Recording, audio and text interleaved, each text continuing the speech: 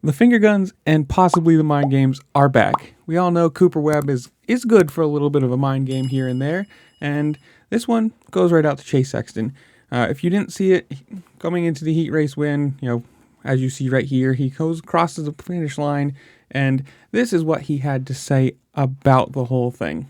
All right, and Coop, we haven't seen the finger gun in a couple years.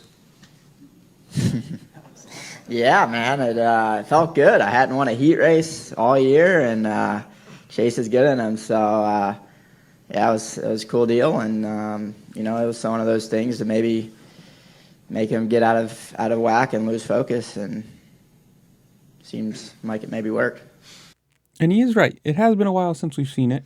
And this goes all the way back to 2019, where he ended up beating Ken Roxon in a race, did the pew-pew finger guns, and ends up winning his first Supercross title. So this year, he's going into the next race tied with Eli Tomac for the red plate at 2:48 apiece. So who knows? Maybe the Webb wagon starts rolling. In the comments below, you tell me. Do you think he's going to win another championship this year? Do you think it's just a heat race and doesn't matter, or this is just something funny and a little mind game for Chase Sexton? But comment down below. Make sure to like, share, subscribe, do all the fun things this platform allows you to do, because playing the algorithm game, it really helps me. And with that, I'll see y'all later. Peace.